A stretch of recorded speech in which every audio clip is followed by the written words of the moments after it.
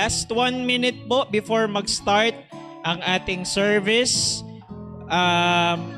Paalala lamang po, pag nag-uumpisa na ang ating pananambahan na kung maaari ay wag na po tayo masyadong magtumayo at i-put on silent po natin yung ating mga cellphones para hindi po tayo makaistorbo sa ating pananambahan.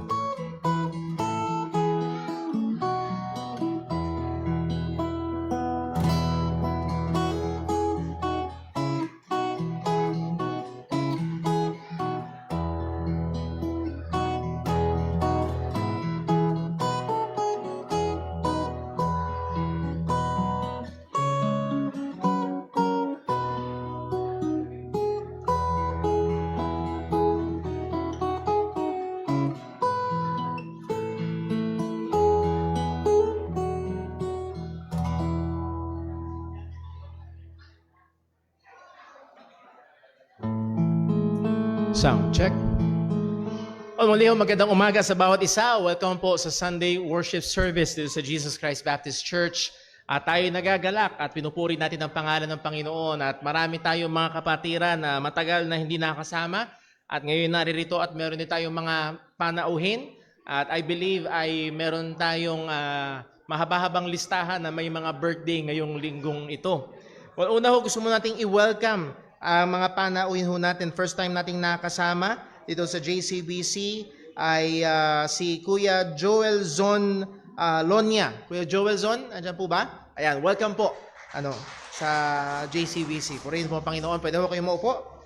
And then gusto natin i-welcome si Ate Emily Relosa. Ate Emily, ayan, purihin po Panginoon. Salamat po sa inyong presensya. And then si Kuya Norberto Posadas. Norberto?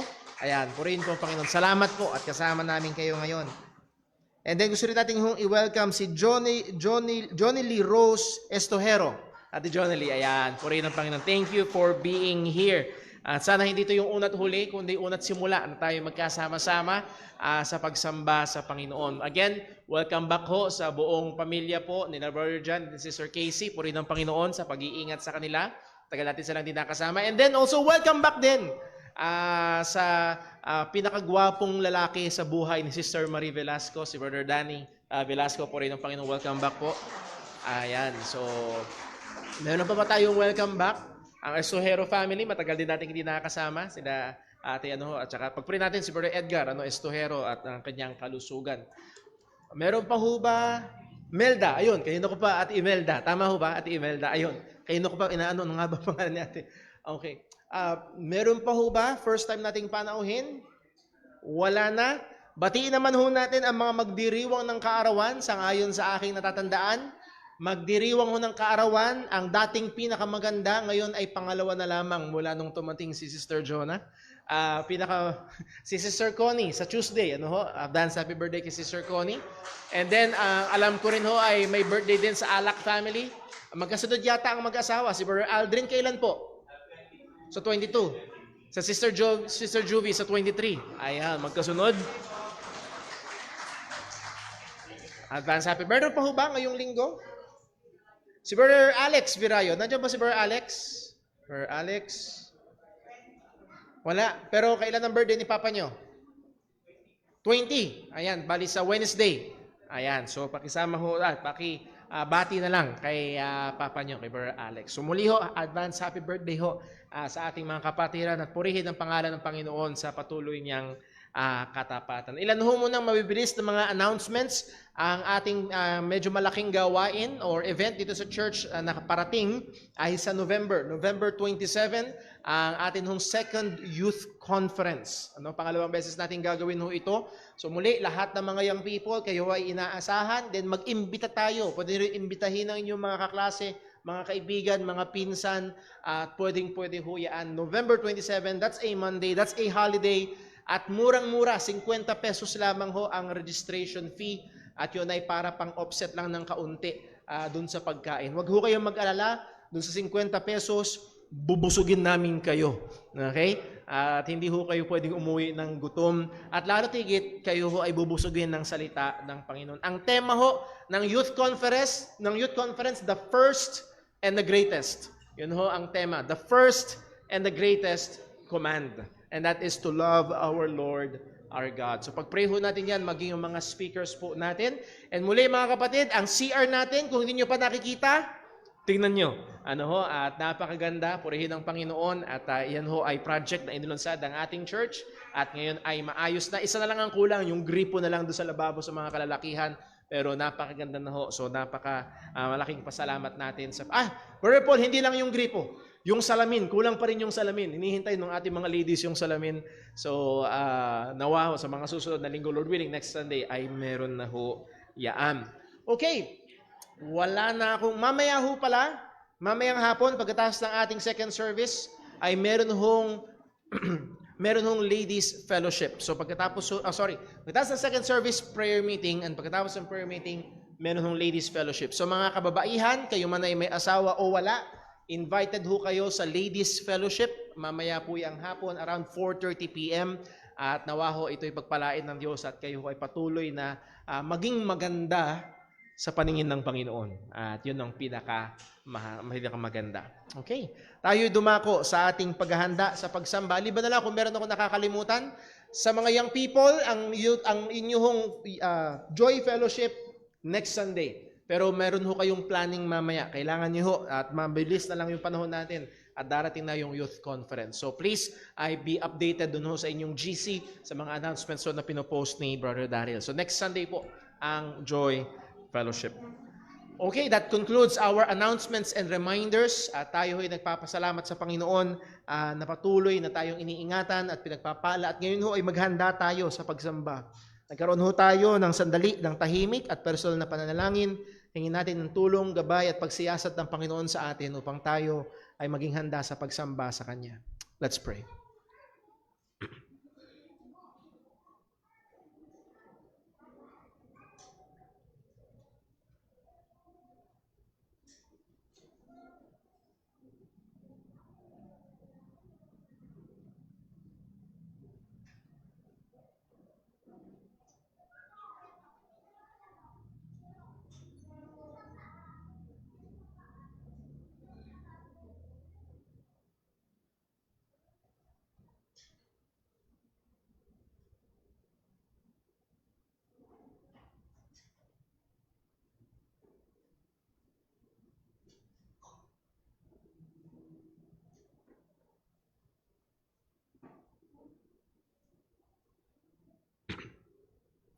Manalangin po tayo.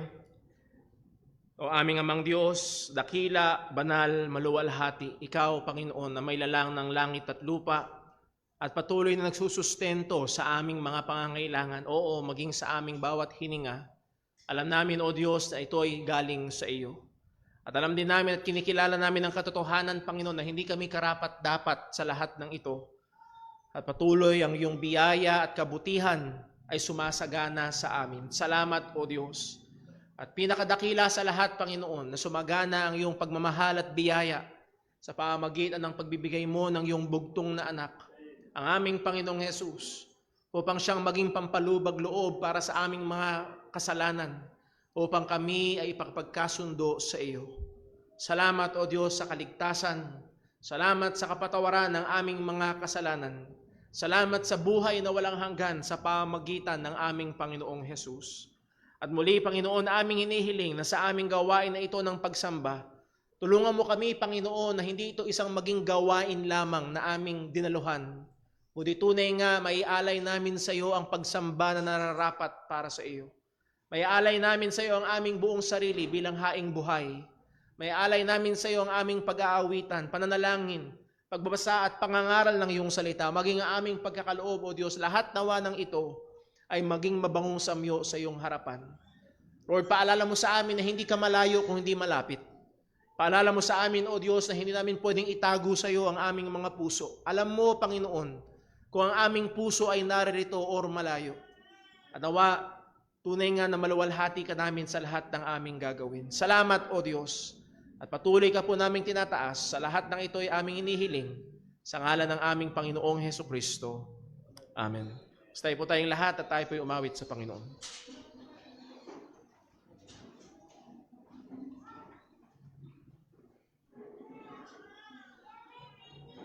Tayo po umawit sa Panginoon. Awitin po natin, In Christ Alone.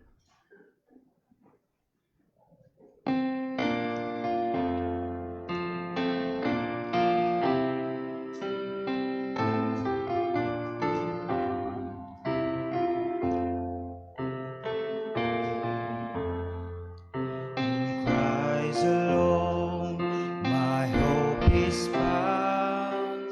He is my light, my strength, my song. This cornerstone, this solid ground, firm to the persist rod and storms. What heights of love, what depths of peace, when fears are still.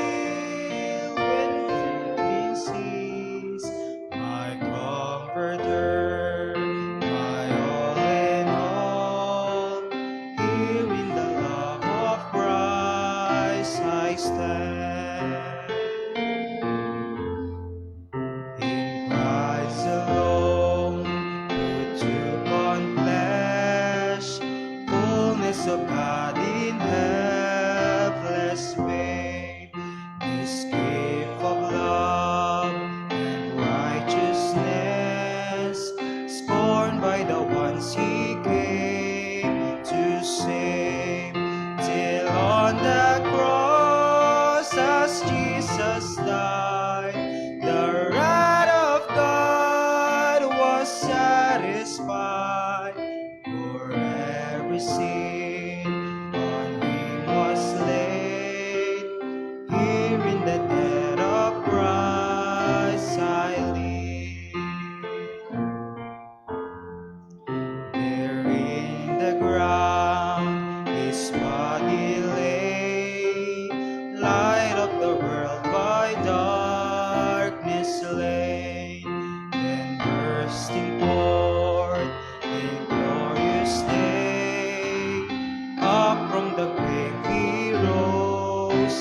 again. And as he stands in victory, since curse has lost its grip on me, for I am his and he is mine, bought with the precious blood of Christ. No guilt in life, no fear in death. This is the power of Christ in me.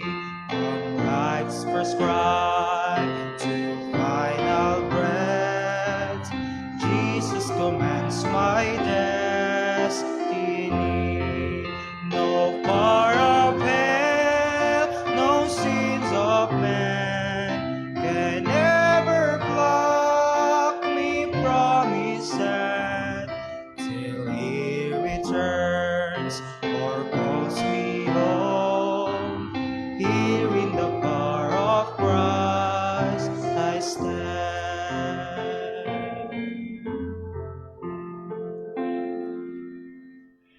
Tayo po'y manatiling nakatayo para po sa pagbasa ng salita ng Diyos.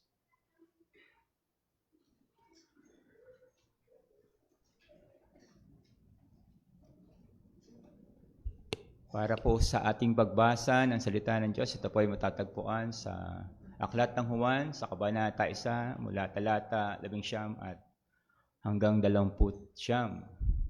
Atin po itong basahin ng sabay-sabay at kung may Bible po kayo, pwede nyo rin pumuksan. At okay, tayo po maganda sa ating magbasa. Let's read verse 19. At ito ang patotoo ni Juan nang nagpadala ang mga Hudyo, ng mga pari at mga Levita mula sa Jerusalem upang tanungin siya, "Sino ka ba?" Nagpahayag siya at hindi nagkaila, kundi sinabi niya, "Hindi ako ang Kristo." At tinanong nila si Juan, "Kung gayon, ikaw ba si Elias?" Sinabi niya, "Hindi ako." "Ikaw ba ang propeta?" At sumagot siya, "Hindi." Kaya't sinabi nila sa kanya, "Sino ka? Bigyan mo kami ng kasagutang maaani naming ibigay sa mga nagsugo sa amin. Ano ang masasabi mo tungkol sa sarili mo?"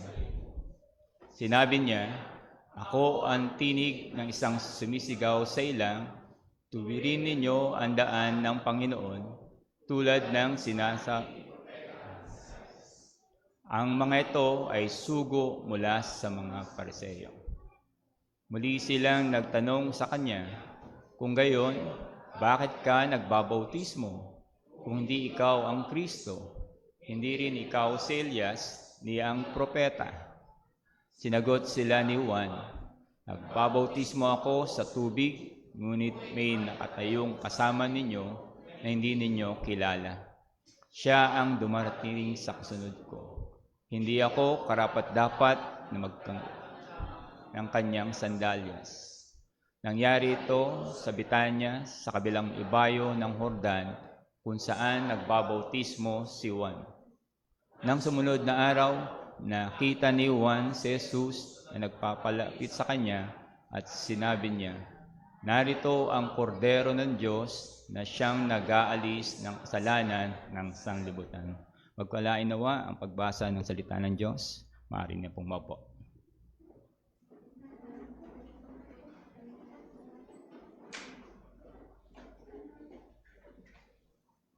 Tayo po'y muling mawit sa Panginoon. Awitin po natin, Victory in Jesus.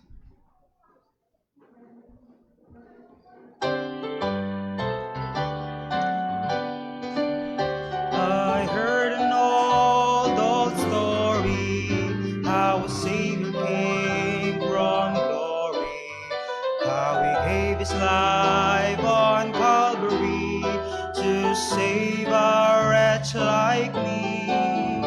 I heard about his groaning, of his precious blood atoning.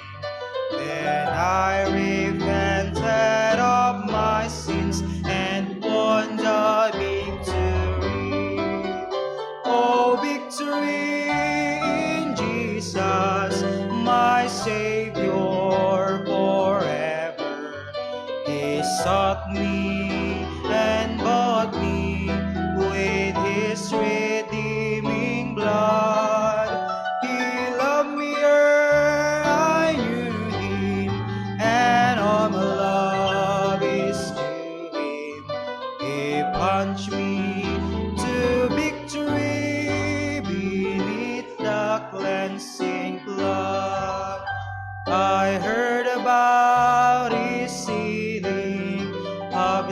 dancing car revealing how He made the lame to walk again and caused the blind to see.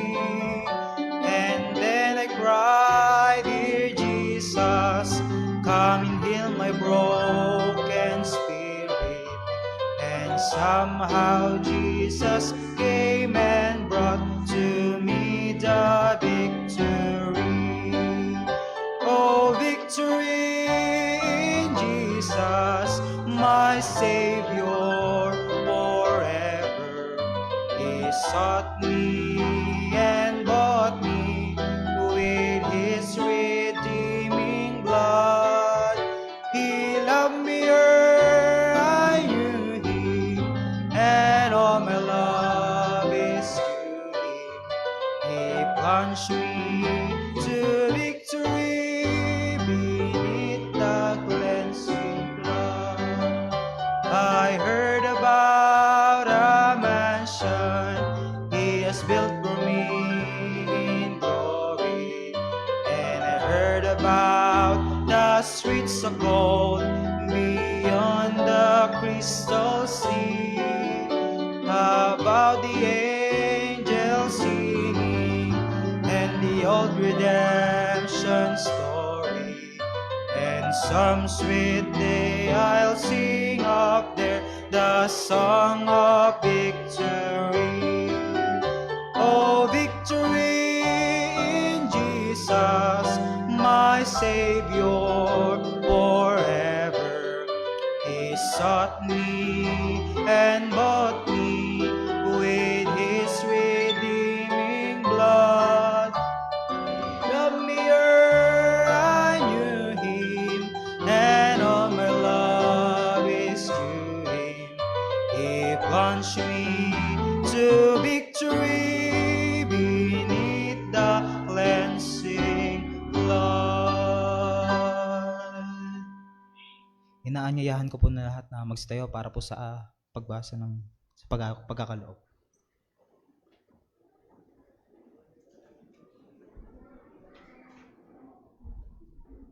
Purihin ang ating Panginoon para po sa ating pagbasa ng mga basehan sa ating pagkakaloob, atin pong basahin ang 2 Corinthians chapter 9 verse 6 hanggang 8 sa Tagalog po.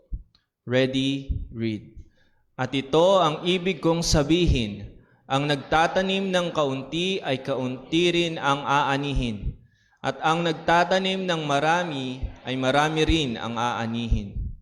Ang bawat isa ay magbigay ayon sa ipinasya ng kanyang puso, hindi nang hihinayang o napipilitan lamang, sapagkat iniibig ng Diyos ang masayang nagbibigay. Kaya ng Diyos na pagkalooban kayo ng masaganang pagpapala sa lahat ng bagay, upang maging masagana kayo sa lahat ng uri ng mabuting gawa, habang pinupunan ang lahat ng inyong mga sa tuwina. Tayo po ay manalangin. O aming Ama sa langit, aming Diyos na makapangyarihan sa lahat, kami patuloy na nagpupuri at nagpapasalamat sa iyong kadakilaan, Panginoon, sa iyong pagmamahal at pag-ibig sa amin na nagligtas, Panginoon, sa pamagitan ng aming Panginoong Hesukristo. Purihin ka, O Diyos, sa ebanghelyo na ibinigay mo sa amin, sa pananampalatayang ibinigay mo sa amin. Sa lahat ng ito, Panginoon, kami nagsasamba at nagpupuri sa iyo. At kalakip ng aming pagpupuri ang aming pag-aalay sa iyo na mga binigay mo rin naman sa amin, Panginoon. Likahan mo kami ng puso na tunay nga na nagagalak sa pagbibigay, Panginoon. Na tunay nga, O Diyos, na nagsasamba sa iyo habang inaalay ang mga bagay na ito, Panginoon. Nawa, O Diyos, ang mga pangailangan namin sa pang-araw-araw, O Diyos, ay tugunan mo, Panginoon. Sa iyo lang kami nakaasa, Panginoon, sa araw-araw. Gayon pa man, O Diyos, nawa maging mabangong samyo sa harapan mo ang mga ihahain namin sa iyo. Nawa, O Diyos, ang bawat isa dito, O Diyos, ay pagkalooban mo ng mga pangangailangan nila sa araw-araw, O Diyos, lalo na, Panginoon, nang wala pa sa pananampalataya, O Diyos. Magligtas ka po sa umagang ito, Panginoon. Palawakin mo ang iyong kaharian sa dakong ito, Panginoon. At ang mga kapatiran, O Diyos, ay palaguin mo sa pananampalataya. muli kami umaasa at tumatawag sa pangalan ng aming Panginoong Jesucristo. Amen.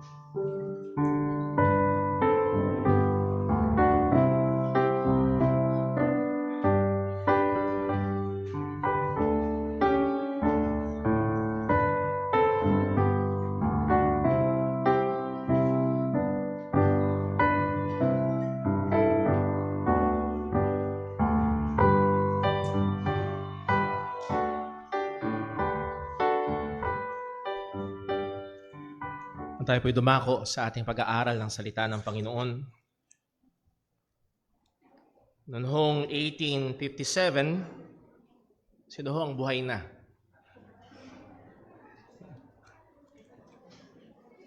Noong 1857, nung ang Metropolitan Tabernacle, isang Baptist church sa London, ay nire-renovate sapagkat hindi na ho kasya ang mga uma-attend doon. At kung inyong alam o hindi nalalaman, ang nagpapastor ho doon sa time na yon ay walang iba kundi si Charles Spurgeon. At ang nangyayari sa kanila, ang seating capacity ng Metropolitan Tabernacle ay 4,000. Ang nangyayari sa kanila, 4,000 sa umaga, yung mga umattend ng umaga hindi na pwedeng bumalik sa hapon sapagkat yung mga hindi nakapasok ang a-attend naman sa ikalawang gawain. So, ang madaling salita, kailangan nila mag-expand. So, during their renovation, dahil ginagawa yung kanilang church, sila ay umarkila. At ang inarkilahan nila ay ang tinatawag na Crystal Palace. Ang seating capacity ay 14,000. At nung kauna-unahang Sunday nila doon, puno pa rin ang Crystal Palace. Ganong kadakilang ginamit ng Panginoon si Spurgeon hanggang ngayon. Ang mga written or printed sermons ni Spurgeon ay umeepekto at nakikinabang ang maraming mga mananampalataya. Pero kaya ko sinabi huyaan ay sapagkat nung nahandoon na si Spurgeon a few days before the Lord's Day, bago yung nilagamitin yung Crystal Palace, ay tinesting niya yung acoustic ng lugar. Mind you, wala pang audio system noon. Wala pang katulad ng mic na ganito na tutulong para yung mahinang boses ay mapalakas. So, to be able to fill that room of 14,000 people sa pamamagitan ng yung boses, siya ay nagpunta ng maaga para hanapin kung saan pinaka-the best mailagay yung pulpit na yung boses niya ay maririnig hanggang doon sa dulo. At habang tinetesting niya, ang sinabi ni Spurgeon para i-testing yung acoustic noong Crystal Palace, sinaysay niya ang isang talata na ating binasa ngayong umaga. Isang talata na napakapamilyar, at isang talata na I believe ay napakahalaga na maunawaan ng bawat isa. Sabi ni Spurgeon, "Behold, the Lamb of God which taketh away the sin of the world." At hindi alam ni Spurgeon na nung sinabi niya yon ay meron palang isang manggagawa. Kaya ito tinawag na Crystal Palace sapagkat ito ay isang gusali na karamihan ay gawa sa a technological marvel, an engineering marvel nung time na yon, na gawa 90,000 na salamin ang bumabalot sa gusaling ito. At isa sa mga naglilinis ng salamin nung time na yon, hindi niya alam kung ano nangyayari, hindi niya alam kung sino nagsalita, hindi niya alam kung saan galing, pero narinig niya, "Behold, the Lamb of God which taketh away the sin of the world." Anong araw na yon, ang lalaking ito ay nabagabag sa kanyang puso at siya'y umuwi at pagkatapos ng ilang panahon ng spiritual struggle, ang lalaking ito ay nanampalataya sa ating Panginoong Jesucristo. At ito mismo ay kinuwento nung lalaki nung siya ay mamamatay na. Dahil sa isang talata na nirecite ng isang nagte-testing lamang ng acoustic nung lugar. Ginamit ng Diyos yun para siya ay maligtas. O mga kapatid, ang aking panalangin ngayong umagang ito as we study this verse, John 1:29, ay nawa gamitin ng Diyos ang talatang ito upang buksan ang mga mata ng bawat isang naririto na wala pa sa kaligtasan. At gayon din sa atin bilang mga mananampalataya na muling pagmasdan natin ang kordero ng Diyos na nagligtas sa atin, na naghugas ng ating mga kasalanan. At nawa manatiling amazing ang biyaya ng Diyos sa atin. Ang mensahe na isuhihatid ngayong umaga ay ito: Jesus Christ of Nazareth, the only begotten Son of God, God the Son incarnate, is the only God-given remedy for the sin of the world. Si Jesus na Kristo, na taga Nazareth, ang bugtong na anak ng Diyos, Diyos anak na nagkatawang tao, ang siya lamang ibinigay ng Ama o binigay ng Diyos na siyang tanging solusyon sa kasalanan ng buong sanlibutan. Bago tayo magpatuloy, tayo muna ay manalangin. Panginoon naming Diyos, aming Ama sa langit, hindi namin kaya. O Panginoon, ako bilang mangangaral ay hindi ko kayang magbukas ng puso ng mga tao. Panginoon, ang mga makasalanan na hindi kayang buksan at ayaw buksan ng kanilang puso sa iyo. Kaya, O Diyos, kami ay tumitingin at makaawa sa iyong kahabagan. Ikaw po nawa ang kumilos at gamitin mo ang iyong mga katotohanan na aming pag-aaralan ngayon upang makita nila ang kordero mo, ang iyong bugtong na anak, ang aming Panginoong Hesus na Diyos na nagkatawang tao, na nabayubay sa krus ng Kalbaryo upang maghugas ng mga kasalanan. O Panginoon, nawa makita nila si Jesus bilang kanilang tagapagligtas at tanging pag-asa. At sa aming Panginoon na mga mananampalataya na, ay lalo, Panginoon, kaming matulak sa mas mainit at mas tapat na pagsamba at paglilingkod, sapagkat karapat dapat ang aming Panginoong Hesus. Ama, ikaw po na ang patuloy na maluwalhati. Gabayan, tulungan, ingatan mo kami. Luwalhatiin mo ang iyong pangalan. Itaas mo ang iyong bugtong na anak. Nagmamakaawa kami. Sa ngalan ni Jesus to po ang aming dalangin. Amen. Well, tingin ko magandang bigyan natin ng konteksto upang mas ma-appreciate ho natin paano nangyari at saan nanggaling itong pagsasaysay ni Juan sa isang pamosong talata. At ito'y pamosong talata sapagkat marami sa atin ay lumaki na kinakanta ito linggo-linggo as we have cited kanina sa Sunday School, Kordero ng Diyos na nag-aalis ng mga kasalanan ng sanlibutan. And so to give us the context, babalik tayo sa Matthew chapter 3. Sa Matthew chapter 3, sinaysay ni Mateo, nirecord ni Mateo kung paano nagsimula ang ministry ni John the Baptist. Now, pangunahan ko na ho, siya ay John the Baptist, hindi dahil miyembro siya ng Baptist Church. Wala pang Baptist Church noon. At maling sabihin na si Jesus ay Baptist dahil siya ay binautismuhan ni John the Baptist. Mali po yun. Karumal-dumal ho yun. Pag ginawa mong Baptist si Jesus, hindi mo siya tinataas, ibinababa mo siya. Siya ang ulo ng iglesia. So John the Baptist, linawin lang ho natin yon sapagkat merong mga grabing mga Baptist ho dyan na sinasabing, si Jesus, Baptist siya, binautismuhan ni John. Not the Methodist, not the Catholic, John the Baptist. Mali ho yun. Mali nga eh. Well, in those days, sabi na Matthew chapter 3 verse 1, in those days came John the Baptist preaching in the wilderness of Judea and saying, repent ye, for the kingdom of heaven is at hand. At narito, at again, hindi natin ma-appreciate ito sapagkat si Juan Bautista ay sumira ng 400 taong katahimikan. Anong ibig sabihin, Brother Paul? Mula ho sa kahuli-hulihang propeta ng Panginoon na isinugo niya, that is Malachi, hanggang kay John the Baptist, 400 years, yung tinatawag na 400 silent years na walang isinusugong propeta ang Panginoon. At napakaganda sapagkat ang sabi sa kahuli-hulihang chapter ng Malachi, Malachi chapter 4 verse 5, ang sabi ng Panginoon, "Behold, I will send you Elijah." Ngayon, gets nyo na bakit yung mga nagtatanong kay Juan Bautista, ikaw ba si Elijah? Sapagkat ang sabi ng Diyos, isusugo ko sa inyo si Elias, isusugo ko sa inyo si Elijah, the prophet before the coming of the great and dreadful day of the Lord. Now, sino itong Elijah na ito? Si Jesus mismo ang nagsabi na ang katuparan ng inihula na ito ni Malachi, na susuguin ng Diyos si Elijah, ang katuparan nito ay si Juan Bautista.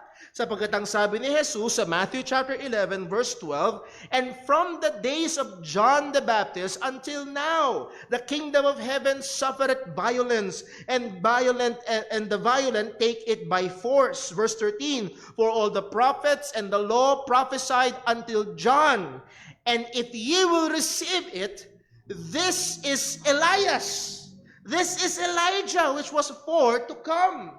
So si Jesus mismo ang nagsabi, John the Baptist, siya ang katuparan ng sinabi ni Malachi, that he is Elijah. Siya ay dumating sa spirito ni Elijah at binasag niya ang katahimikan ng 400 taon na walang propetang dumarating mula sa Panginoon. So could you just imagine kung gaano kaskandaloso, kung gaano katindi itong pagdating ni Juan Bautista. Bakit maraming mga taong dumupunta sa kanya kahit siya ay nasa ilang? Bakit maging yung mga leaders ng religious ng Judaism nagpadala ng mga pari at nagpadala para imbestigahan, tanungin si John the Baptist, sino ka ba? Sino ka ba? Sino ka ba? Sapagkat ito ay napakalaking ingay nung time na yun. Nabasa natin mula sa John chapter 1 verse 19 yung pagtatanong nila, sino ka ba? Who art thou? At kinonfess ni John sa verse number 20, "I am not the Christ." Malinaw, hindi ako ang Kristo. Hindi ako ang Mesiyas. Well, kung hindi ikaw ang Mesiyas, tinanong nila, well, ikaw ba si Elias? Hindi rin, sabi ni John. Then said them unto him, "Who art thou?" Sino ka ba talaga? Para magkaroon kami ng pagsagot doon sa mga nagsugo sa amin upang siya sa atin kung sino ka. Sa verse 23, ang sabi ni John, he said unto them, and he said, "I am the voice of one crying in the wilderness, make straight the way of the Lord, as saith the prophet Isaiah." Ang sabi ni John, hindi ako ang Kristo, hindi ako si Elijah, ako yung katuparan ng sinabi ni prophet Isaiah na maghahanda ng daan ng Panginoon. At ito ay pinrophesy ni Isaiah sa Isaiah chapter 40 verse 3. Ang sabi ni Isaiah 40 verse 3, at kung di nagkakamali, sa pagitan ni John the Baptist at ni Isaiah is around 700 years. Ang sabi ni Isaiah sa chapter 40 verse 3, "The voice of him that crieth in the wilderness, prepare the way of the Lord, prepare ye the way of the Lord, make straight in the desert a highway for our God." So ang sabi ni John the Baptist, ako yun. Yung sinabi ni Isaiah na maghahanda ng daan ng Panginoon sa ilang, ako yun. So hindi ako ang Kristo, ako yung pinrophesy ni Isaiah. Pagdating sa John chapter 1 verse 24, and they which were sent were of the Pharisees, and then sa verse 25, and they asked him and said unto him, "Why baptizest thou if thou be not the Christ, or nor Elias, nor neither the prophet?" Bakit ka ba nagbabautismo? Hindi naman ikaw ang Kristo, hindi naman ikaw si Elijah, hindi naman ikaw propeta. Well, ang sagot ni John sa verse 26, and John answered saying, "I baptize with water, but there standeth one among you whom ye know not. He it is who coming after me is preferred before me, whose shoe latchet I am not worthy to unloose." Sa unang basa, parang ang weirdo naman ng sagot ni John. Ang tanong sa kanya, bakit ka nagbabautismo hindi naman ikaw ang propeta? Hindi naman ikaw ang Mesiyas. Ang sagot ni John, he answered, "I baptize with water, but there standeth one among you whom ye know not. Ang punto ho ay ito, ang atensyon nila ay na kay John. Ang atensyon nila ay na kay John. Kinikilala nila, sino ba si John? Sino ka ba? Sino ka ba? Sino ka ba? Ang sagot ni John, ang atensyon nyo ay hindi dapat sa akin. Ako ay tagapaghanda ng daan ng Panginoon. Merong darating kasunod ko, yun ang bigatin. Yun ang kailangan yung bigyang pansin. Mga kapatid, kami ho ay Baptist. Again, hindi konektado kay John the Baptist in a sense ng religion. Pero wag ho ang pangalan ng Baptist Church ang bigyan nyo ng pansin. Ang bigyan nyo ng pansin ay yung dumating. Siya namatay sa krus at muling nabuhay. Yun ang tinuturo ni John. Sa Matthew chapter 3 verse 11, ang sabi ni John ay ito, I indeed baptize you with water unto repentance, but he that cometh after me is mightier than I, whose shoes I am not worthy to bear. Ang sabi niya, hindi ako karapat-dapat magkalag ng panyapak niya. Hindi ako karapat-dapat na maging tagapagdala man lang ng kanyang sandalyas. He's mightier than I. He shall baptize you with the Holy Ghost and with fire. Again, the point is this. Si John ay pinadala ng Panginoon para ihanda ang daan ni Kristo, para ihanda ang daan ni Jesus. At naging tapat si John. Lagi niyang tinuturo ang mga tao kay Kristo. Tinuturo niya sila sa Kanya na mas dakila kaysa sa Kanya. Tinuturo niya sila doon sa Mesiyas na darating. Mga kapatid, mga kaibigan, lalo na ho sa mga kapwa kong mangangaral at tagapagturo ng salita ng Diyos, si Juan ay isang magandang halimbawa sa atin bilang mga mananampalataya at lalo na nga bilang mga tagapangaral ng salita ng Diyos na hindi natin ituturo ang mga tao sa ating sarili, hindi na natin ituturo ang mga tao sa kanilang sarili, ituturo natin ang mga tao kay Jesus. And that is soul winning. And that is evangelism. Dahil ang mga tao ay nakatingin sa ibang mga bagay para sa kanilang kaligtasan, nakatingin sila sa kautusan, nakatingin sila sa kanilang sarili, nakatingin sila sa relihiyon. At maaaring meron dito ngayon, yun ang iyong kalagayan. At nais kong tawagin ang iyong pansin. Kagaya ng ginawa ni John, nais kong tawagin ka na iyong pagmasdan, behold, the Lamb of God, sapagkat siya lamang ang mag-aalis ng kasalanan ng sanlibutan. Ang sabi nga ho ni Apostol Pablo, ito'y halimbawa na sinundan din nila Apostol Pablo sa 2 Corinthians chapter 4 verse 5. Ang sabi ni Pablo ito, 2 Corinthians 4 verse 5, for we preach not ourselves. Mga kapatid, mga kaibigan, kapag kayo ay nakadalo sa isang gawain o nakapanood sa telebisyon na ang pangangaral ay puro patungkol sa kanilang sarili o sa kanilang samahan, red flag agad. We preach not ourselves. We preach Jesus Christ, but Christ Jesus the Lord, and ourselves your servants for Jesus' sake. Sad to say, totoo ang sinabi ng aking tagapagturo noon. Sabi niya sa maraming mga churches sa panahon natin ngayon, for we preach ourselves, but not Christ Jesus, the Lord, and yourselves, our servants, for our sake. No. Ang mga pastor ay ministers, and the very meaning of the word minister is servant. Kapag merong gawain na naghahari-harian ng pastor, red flag. Red flag. So John made it clear, I am not the Christ. Ako ay tagapaghanda lamang ng daan at siya'y naging tapat sa gawain na yon. Tinuturo niya ang mga tao kay Kristo. At kung naaalala niyo ho, sa Gospels, merong pangyayari na nagsimulang magbautismo si Jesus, particularly yung mga apostles o yung mga disciples ni Kristo nagbautismo. Lumapit yung mga disipulo ni John sa kanya at sabi, John, yung binautismohan mo si Jesus, nagbabautismo na. Sa kanya na pupunta yung mga tao. Anong sabi ni John? He must increase. I must decrease. O mga kapatid, ang effort, and I hope for some time sa inyo na matagal nang umaattend dito, I hope na nakikita nyo ng effort natin is to exalt the Lord Jesus Christ, to increase the Lord Jesus Christ. Dahil siya lamang ang karapat-dapat. So balik tayo sa pinaka-teksto natin ngayong umaga. Sa John chapter 1, verse 29. So gusto ko saan nakita nyo, ang sabi ni John, hindi ako ang Kristo, hindi ako ang bida. Merong darating na hindi ako karapat-dapat nakalagin yung sintas ng kanyang sandalyas o dalhin yung kanyang sapatos. Ganun siya kadakila.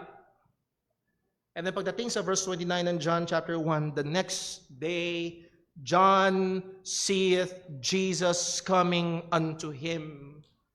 Napaalala ko lang ho, wala pang Facebook noon. Maaring meron sa inyo may mga pinsan na nasa probinsya, alam niyo ang itsura kasi sa Facebook. Si John the Baptist at si Jesus at least pinsang makalawa. Dahil si Maria at si Elizabeth na nanay ni John ay magpinsan. Mas matanda si John the Baptist kay Jesus. Bakit? Dahil nung dumating si Angel Gabriel na nagsabi kay Mary na siya'y magbubuntis, nung umuwi si Mary kay Elizabeth, si Elizabeth ay 6 na buwan ng buntis. So more or less 6 months na mas matanda si John the Baptist sa ating Panginoong Jesucristo. So narito, hindi niya nakita si Jesus, "Hoy, ayun, kilala ko siya." At dito, umi-echo sa aking kaisipan yung nangyari na nung dumalaw si Maria kay Elizabeth. Naalala niyo yun? Yung sanggol sa sinapupunan ni Elizabeth ay lumukso. In a very special, we can even say miraculous way. There's that recognition nung tagapaghanda ng daan na recognize niya yung pinaghahanda niya. And after so many years, after 30 years ngayon, narito, magkikita muli silang magpinsan. At nung papalapit na si Jesus, ang sabi ni John, "Behold, the Lamb of God, which taketh the sin of the world." Si John the Baptist na siyang katuparan ng propesiya ni Isaiah. Na si John the Baptist siyang katuparan ng propesiya ni Malakay. Siya ang tagapaghanda ng daan ng Panginoon at ngayon nakita niya si Jesus na taga Nazareth, si Jesus na pinanganak ng Birhen at ang sabi ni John, isa sa mga napakatinding pahayag ni John tungkol kay Jesus ay ito sa verse 30. "This is He whom I said, after me cometh a man which is preferred before me." Siya yun. Okay? Kayong nagtatanong, kayong curious, hindi ako, siya. Siya ang kailangan yung bigyan ng pansin. Ang sabi niya, He is preferred before me. At sinabi niya yung dahilan, for He was before me. At kung sinusundan niyo ho, kung kayo'y nakikinig, sino mas matanda? Si John or si Jesus? Si John. Pero bakit sabi niyan, He was before me? Siya ay una kaysa sa akin. Siya ay nauna kaysa sa akin. And yes, siya ay una sa pagiging dakila kaysa kay John the Baptist. Pero narito ang statement patungkol sa pre-existence ng ating Panginoong Jesucristo. Na bago pa umiral si John, bago pa siya ipagbuntis ng kanyang inang baog na gumawa ang himala ang Diyos, kaya nabuntis si Elizabeth. Pero bago pa umiral si John, nag-i-exist na ang ating Panginoong Jesucristo. Ang sabi ng John chapter 1 verse 1, "In the beginning was the Word, and the Word was with God, and the Word was God." Pagdating sa verse number 14, "And the Word was made flesh." Bago pa ang lahat ng bagay, umiiral na ang ating Panginoong Hesus. So maling-mali. Maling-mali ang sinasabi ng iba na si Jesus ay nagsimula lamang doon sa sinapupunan ni Maria. Sapagkat bago pa si Juan Bautista, ay si Jesus na. Ang sabi mismo ng ating Panginoong Jesucristo, before Abraham was, I am. Siya ay bago pa ang lahat ng bagay. Siya ay eternally existing na kasama ng Ama, kasama ng banal na Espiritu. He was before me, sabi ni John. And hindi lang yun ang patotoo ni John tungkol kay Jesus, pinatotohanan ni John na si Jesus ang anak ng Diyos. Paano ito napatotohanan ni John? Ang sabi sa verse 32, and John bare record saying, I saw the Spirit descending from heaven like a dove, and it abode upon him. Hindi kayo nagtataka, bakit lahat ng simbolo ng banal na Espiritu puro ibon? Puro kalapati? Sapagkat sa sinabi na ito ni John, ang sabi ni John, nakita ko ang banal na Espiritu na bumababa sa kanya, nakagaya ng isang kalapati. It abode on him. Now, what's the big deal? Well, ang sabi ni John sa verse 33, and I knew him not. But he that sent me to baptize with water, the same said unto me, upon whom thou shalt see the Spirit descending and remaining on him, the same is he which baptizeth with the Holy Ghost. Sino man ang makikita mo, nalalapagan ng banal na Espiritu at mananatili siya, siya ang magbabautismo ng banal na Espiritu. In short, siya ang Mesiyas. At anong sabi ni John sa verse 34? Anong conclusion? And I saw. Nung binautismuhan ni Juan Bautista si Jesus, nakita niya ang banal na Espiritong lumapag sa ating Panginoong Jesucristo. Sabi ni John, and I saw, and bear record that this Jesus of Nazareth is the Son of God. Walang baka, walang siguro, walang tsansa na pwedeng magkamali. Dahil ang Diyos mismo na nagsugo kay John, ang nagsabi kay John, ito ang palatandaan. At nakita ni John yung palatandaan. At yun mismo ang ating Panginoong Jesucristo. Now, gusto ko lang hong liwanagin. Yes, tayo mga mananampalataya ay mga anak ng Diyos. Pero ito ang malaking pagkakaiba. Tayo ay mga inampon sa pamilya ng Diyos. Pagdating sa ating Panginoong Jesucristo, siya lamang ang bugtong na anak ng Diyos. At isa sa mga pangunahing idea na pag sinabing si Jesus ang anak ng Diyos, ay ang idea ng kanyang pagiging Diyos. Subukan ho nating sundan. Ang anak ng tigre ay tigre. Ang anak ng kalabaw ay kalabaw. Ang anak ng unggoy ay ikaw. Hindi. Ang anak ng leon ay listen. Ang anak ng Diyos ay at ang anak ng Diyos ay at si Jesus yun. Si Jesus ay Diyos. Kagaya ng Ama, kapantay ng Ama, hindi siya tao lamang na nilikha. Si Jesus ay Diyos. Taliwas sa paniniwala ng iba na ang titulong Son of God ay parang nagpapakitang siya ay, syempre, Father, Son, Holy Spirit, na parang mas mababa. No, ang titulong Son of God ay nagsusumigaw, sila'y pantay, sila'y pareho. Amen. I bear record that this is the Son of God. Muli, ang malaking pagkakaiba sa atin ng mga mananampalataya ay tayo ay inampon sa pamilya ng Diyos. Iba si Jesus. So muli, narito si Jesus. Siya ay mas dakila. Siya ang anak ng Diyos. At siya ang tinuturo ni Juan Bautista. Ito ang binibigyang patotoo ni Juan Bautista. Si Jesus sa taga Nazareth. Si Jesus na umiiral na bago pa ang pasimula. Si Jesus na kapantay, co-equal, co-eternal ng Ama at ng Banal na Espiritu. At ang sabi ni John, behold. That word behold means to pay attention. That word behold means to look.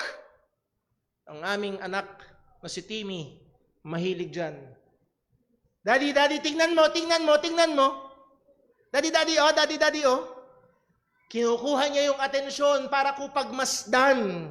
At minsan, sa mga magulang, alam niyo yung may ginagawa kayo? Tapos hahatakin kayo? At hindi siya titigil. Pati yung bunso naming si Leah, Daddy, hindi sila titigil. Gusto nilang bigyan mo ng atensyon yung tinuturo nila. At ang sabi ni Juan Bautista, behold, pay attention, give serious consideration, bigyan mo ng seryosong pag-iisip, bigyan mo ng seryosong pansin. Ano man ang iyong ginagawa, itigil mo, pansinin mo ito. Ano man ang pinagdadaanan mo, pansinin mo ito. Ano man ang kalagayan mo, bigyan mo ng matinding konsiderasyon. Bigyan mo ng pansin ang kordero ng Diyos. Let me ask you this morning, binigyan mo na ba siya ng pansin? Seryoso mo na bang kinonsidera si Kristo?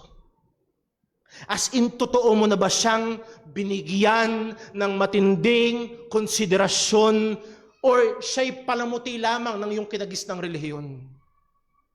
O siya'y isang pangalan na kinalakihan mo lamang na naririnig? O si Jesus hanggang sa ngayon para sa iyo ay isang statwa lamang na nakapako doon sa krus?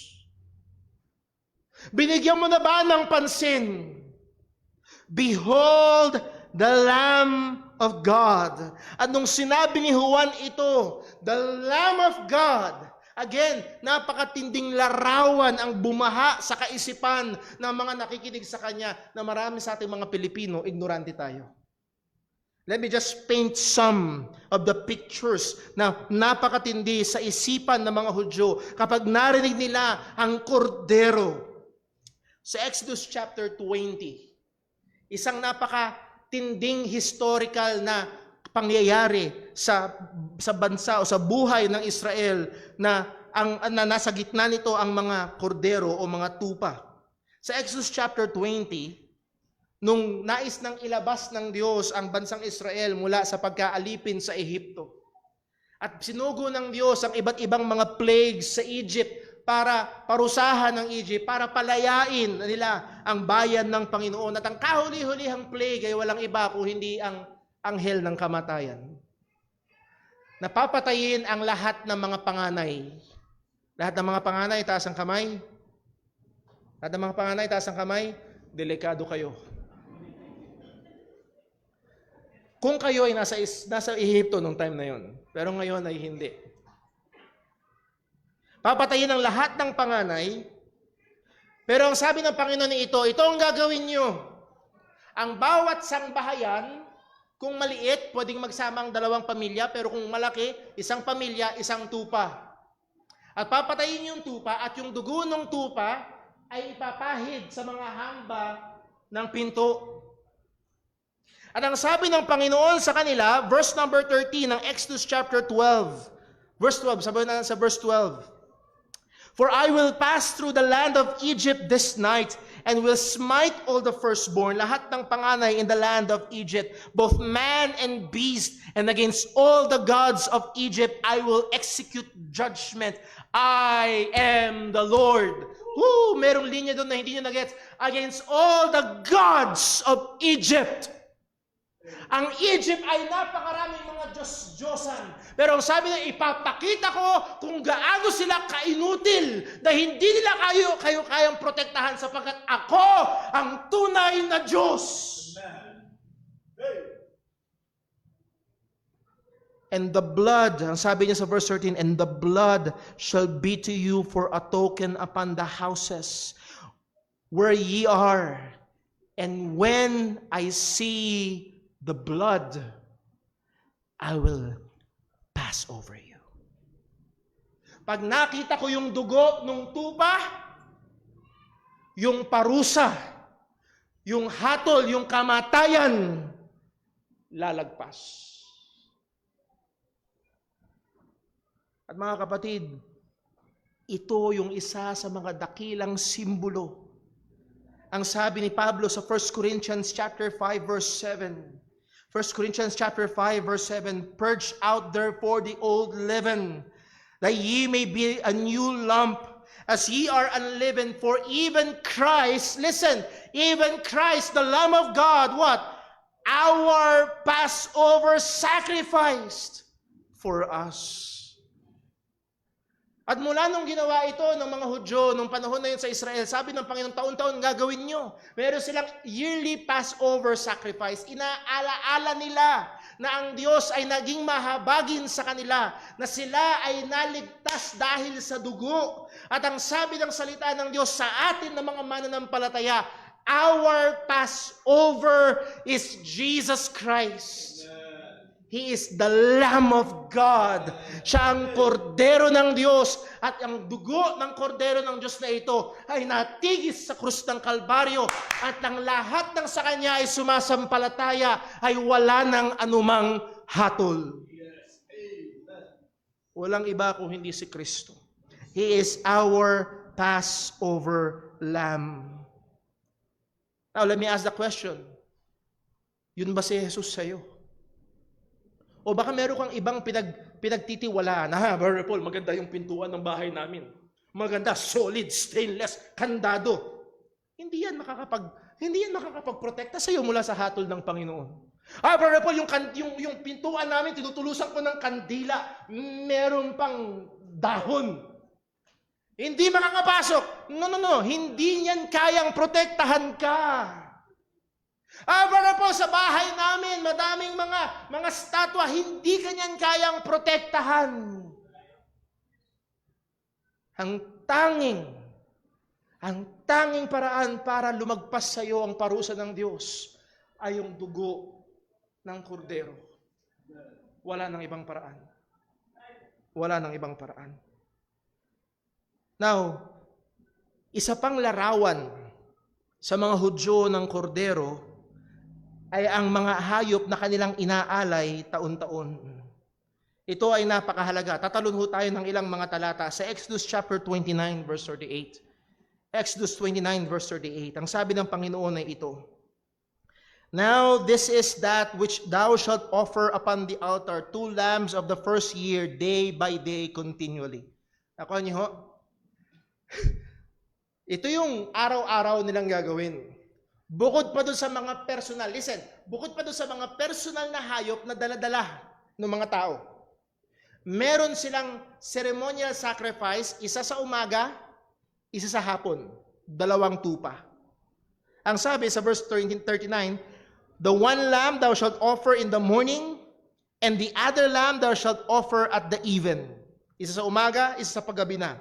Verse 42, this shall be a continual burnt offering throughout your generations at the door of the tabernacle of the congregation before the Lord, where I will meet you to speak there with you. So narito ang tupa, araw-araw inaalay, at ito'y pamilyar na pamilyar. Maaari nung sinabi ni John, behold the Lamb of God, maaaring at that very time, alam ng mga tao, doon sa templo sa Jerusalem, merong pinapatay na tupa.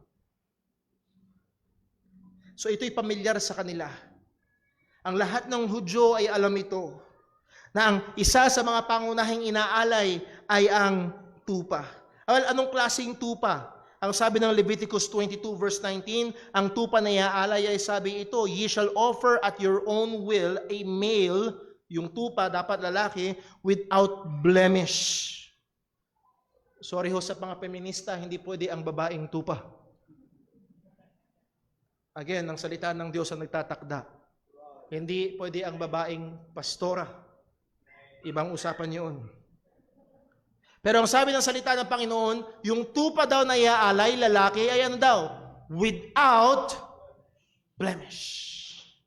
Dapat walang bahid dungis. Walang anumang kapintasan. Sapagkat hindi tatanggapin ng Diyos ang may kapintasan. At mga kapatid, salamat sa Diyos sapagkat ang kordero ng Diyos na inialay upang magbayad ng ating mga kasalanan. Ang sabi ng salita ng Diyos sa Hebrews chapter 4 verse 15, for we have not an high priest which cannot be touched with the feeling of our infirmities, but was in all points tempted like as we are, yet without sin. Ganong kahalaga na si Jesus ay hindi nagkasala. Siya ang kordero ng Diyos na walang blemish. Ang sabi pa ni Pedro sa 1 Peter chapter 2 verse 21, "For even hereunto were ye called, because Christ also suffered for us, leaving us an example, that ye should follow his steps, who did no sin, neither was guile found in his mouth." Siya'y walang kasalanan. Kahit sa kanyang bibig ay walang nasumpungan na anumang kasalanan. Ito ang kordero ng Diyos na nag-aalis ng mga kasalanan ng sanlibutan. Ito ang ating Panginoong Hesukristo. Now, going back doon sa ginagawa ng mga Hudyo, can you imagine, may isang tupa sa umaga, isang tupa sa gabi, araw-araw. Ilan yun sa isang taon? Yun. Basta yun. Madami sa madaling salita. Bukod pa doon yung dinadala ng bawat tao o bawat pamilya. Napakadami. Kaya nga ang templo, in a sense, yes, it is a marvelous temple, but it is also a slaughterhouse. Madugo, grabe. Pero ang sabi ng writer ng Hebrews, sa Hebrews chapter 10 verse 4, Hebrews chapter 10 verse 4, "For it is not possible," hindi daw posible, "that the blood of bulls and of goats should take away sins."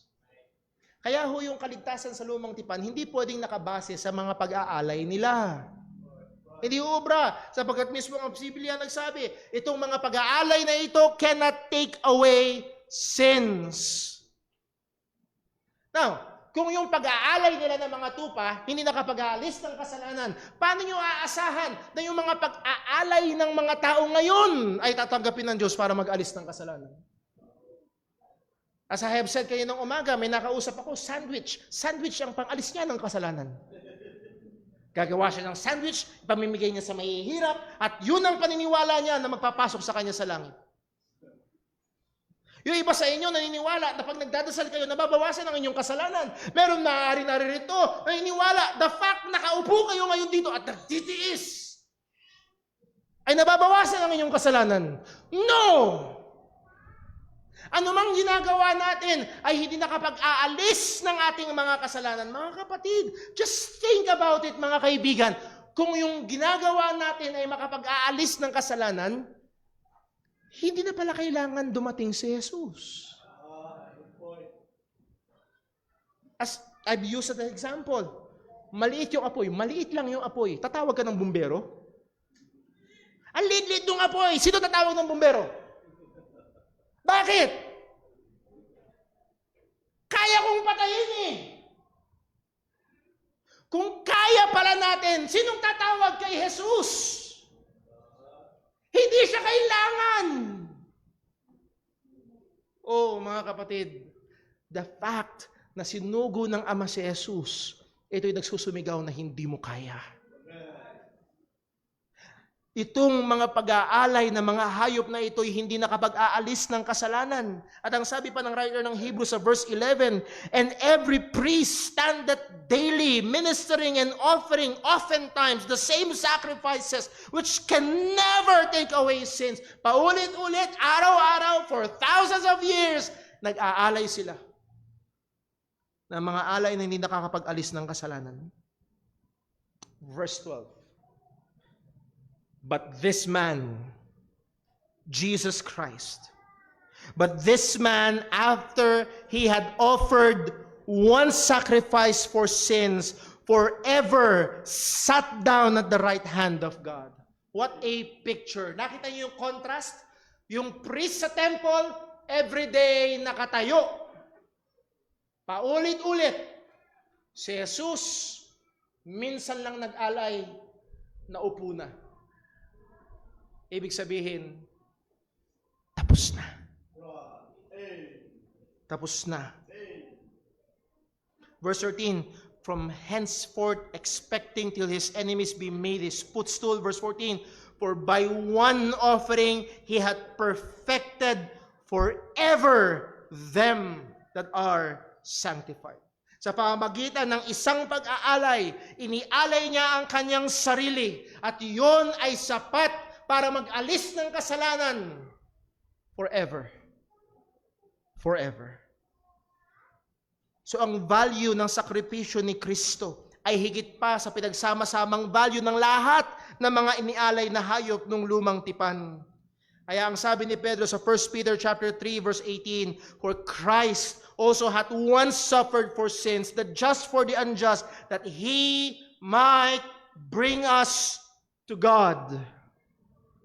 Mga kapatid, siya lamang, ang kordero ng Diyos lamang na nag-aalis ng mga kasalanan, ang tanging maaaring maglapit sa atin sa Diyos. Being put to death in the flesh but quickened in the spirit. 1 John chapter 3 verse 5 ang sabi, and ye know that He was manifested to take away our sins, and in Him is no sin. Mga kapatid, mga kaibigan, ang minsan na pag-aalay ni Jesus doon sa Kalbaryo ay sapat para magligtas sa pinakamaduming makasalanan na nandito. Balik tayo sa John 1:29. The next day John saith Jesus coming unto him, and saith, behold, the Lamb of God, which taketh away the sin of the world. At sa mga hindi pa mananampalataya na naririto, please, pagmasdan mo ang kordero ng Diyos. Pagmasdan mo siya na napako sa krus para sa mga kasalanan. Pagmasdan mo siya na nilibing, ngunit sa ikatlong araw ay nabuhay na muli. Manampalataya ka sa Kanya at ang sabi ng mga apostol, hindi ka mapapahamak, kundi magkakaroon ka ng buhay na walang hanggan. Walang ibang paraan. Wala. Ang sabi ng John chapter 3 verse 36, ang sumasampalasaya sa anak ay may buhay na walang hanggan. Pero kung narito ko ngayon at pipiliin mong magbaliwala, pambihira, ang tagal naman dumaldal niyang pastor na yan. Kung pipiliin mong baliwalain ang kordero ng Diyos, ang sabi ni Juan, and he that believeth not, ang hindi sumasampalataya sa anak, ay hindi makakakita ng buhay, kundi ang puot ng Diyos ay mananatili sa Kanya. Walang ibang paraan para ikaw ay maligtas mula sa puot ng Diyos. Walang ibang paraan para ikaw ay maligtas mula sa bayad ng kasalanan sa impyerno. Ang tanging paraan ay ang kordero ng Diyos na nag-aalis ng mga kasalanan. At sa atin naman na mga mananampalataya, dahil kung tawagin ang inyong pansin, yes, maaaring busy tayo sa araw-araw. Oo, maaaring may mga ministry tayong ginaganapan, pero wag nating aalisin ang ating mga mata sa Kanya. Sa Kanya na namatay para sa ating kaligtasan. Patuloy tayong mamangha sa kahabagan, sa pagmamahal at sa biyaya ng Diyos na dumaloy, oo, sumagana sa ating mga makasalanan. Siya na walang hanggan ay nakaranas ng kamatayan. Siya na walang kasalanan ay tinuring na may kasalanan upang tayo na mga makasalanan ay mabihisan ng perpektong katwiran. Siya na karapat dapat sa lahat ng pagsamba ay tumanggap ng mga pagtuligsa at pag-alimura para sa atin. Hindi ba siya karapat dapat sa lahat ng papuri? Hindi ba siya karapat? Siya na nagbigay ng kanyang buhay para tayo magkaroon ng buhay na walang hanggan. Hindi ba siya karapat dapat pag-alayan ng ating mga buhay? Whatever your situation is, ano man ang iyong kaharap, ano man ang iyong problema, napakaganda na bigyan mo ng pansin ang kordero ng Diyos na nag-alis ng ating mga kasalanan. Let's pray. Pag naming Diyos, aming Ama sa langit, hindi kami karapat-dapat. Wala sa aming karapat-dapat. Walang sapat na rason sa amin para ibigay mo ang iyong bugtong na anak. O Panginoon, salamat at sagana ang iyong biyaya, habag at pagmamahal. Salamat, O Diyos, na ibinigay mo ang iyong bugtong na anak. Salamat na binigay mo ang iyong kordero na nag-aalis ng mga kasalanan. Salamat, O Diyos, na kami ay kinilos mo at binuksan mo ang aming mga mata upang makita namin si Jesus na tanging pag-asa namin. At salamat, O Diyos, na iyong binuksan ang aming mga puso upang kami ay manampalataya sa Kanya. Panginoon, muli kami nagmamakaawa. Gawin mo ito ngayon sa mga naririto na wala pa kay Kristo Jesus. Buksan mo ang kanilang mga mata at puso upang sampalatayanan nila ang iyong kordero na tanging nag-aalis ng mga kasalanan, na tanging pag-asa nila para sa kapatawaran, na tanging pag-asa ng kaligtasan. At Panginoon, sa amin na mga Kristiyano na, Lord, tulungan mo kami na patuloy na tumingin sa Kanya.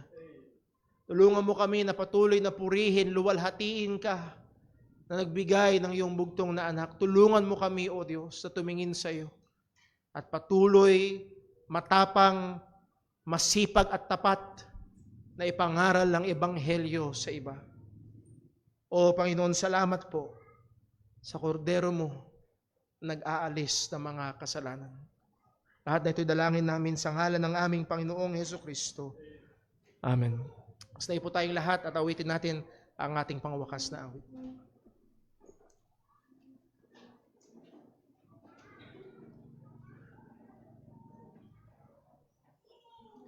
Tayo po yung mawit sa Panginoon. Awitin po natin, Turn Your Eyes.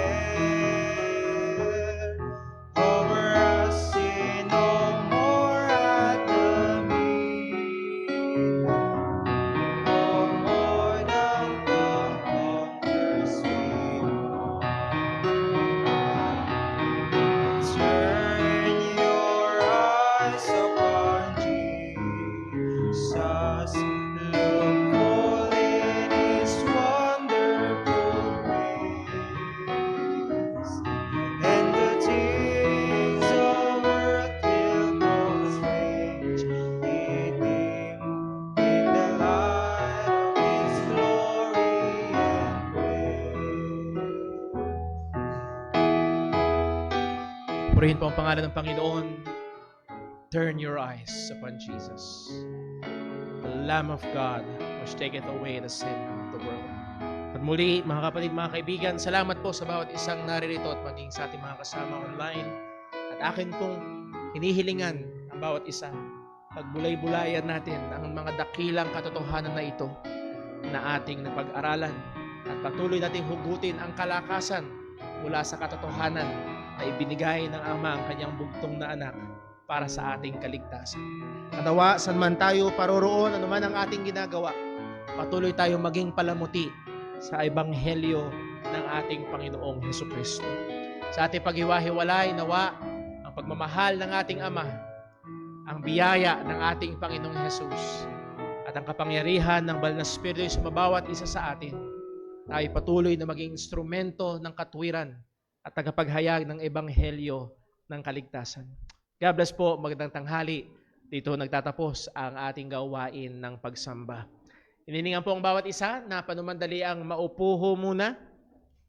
At muli ho, huwag niyo sanang isipin, ay, gusto ko